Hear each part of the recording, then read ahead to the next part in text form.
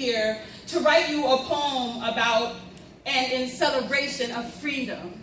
I came today to write you an invocation to the day, an awakening poem to this very gathering, women and faces and possibilities, a poem about how to go about being truly awake while you are here with your peers and their work and their stories. I came today to read you this poem that I had written just for you, a new poem, flush and fresh with inspiration. Faith told me that you will be reading this poem for great people, and it will be the morning, so make it something worth getting up for.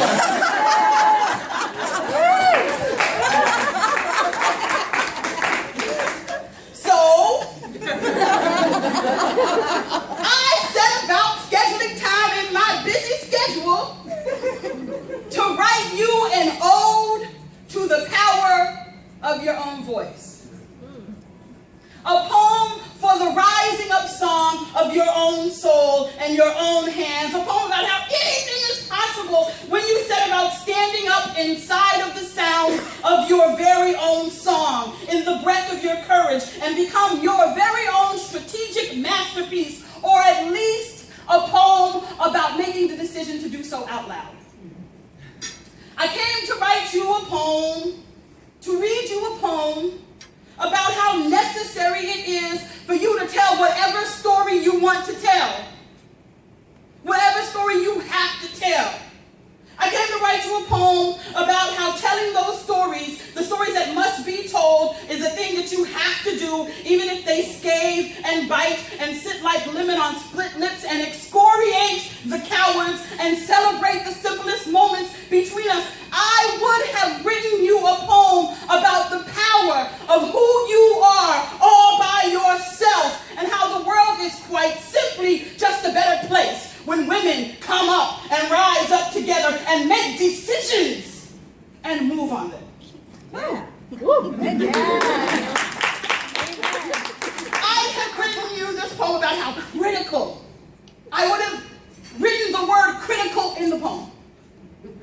About how critical this gathering is, this chorus, this choir, this rising up song of women and sisters and daughters and mothers. And I have said women and sisters and daughters and mothers, and I have raised my hands up like this so you knew that it was you that I was talking about, and I have talked about what a sense of urgency we need to have together in these places, how critical it is for women and the earth and the world for us to be here together. But the thing is, you already know that.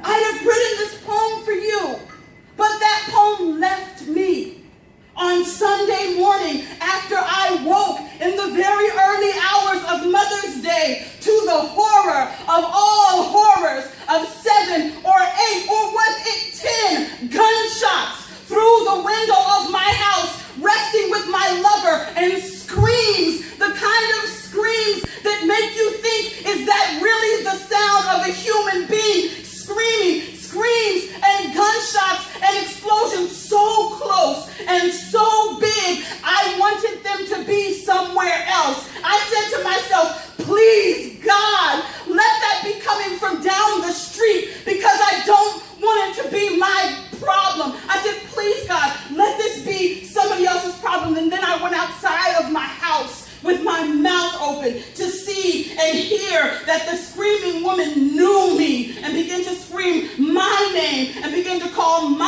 hands to come to an already dead man in the street in front of my house. This is where your poem went.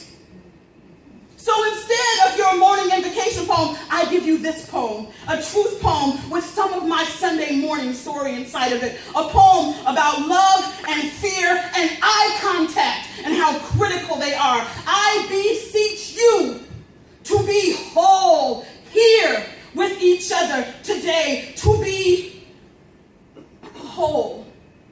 I beseech you to be seers of one another, to go forth with all of your eyes open, with the eyes of your soul open, with the eyes inside of your head, open to more than being just listeners, to be more than than just here in the attendant company of one another, to listen to speakers and panels, to go to receptions and gatherings and have coffee. I beseech you to be whole human beings here together with your family. Because the stakes are higher than the silence is comforting. I beseech you to bring love and wholeness and a little bit more courage than you would normally bring into these spaces. And the thing is, only you know what that is. Only you know what the courage is inside of you. So answer the call when it rises up. Don't shirk the feeling inside of you that you need to open your mouth or your eyes or your heart wider, because the stakes are higher than the silence is comforting. And if you fail to meet the call of your own courage, then this gathering is going to be just another meeting. It's going to be just another hotel conference room. It's going to be just another day. And that's kind of a lie, isn't it? That any day is just another day. So for you, today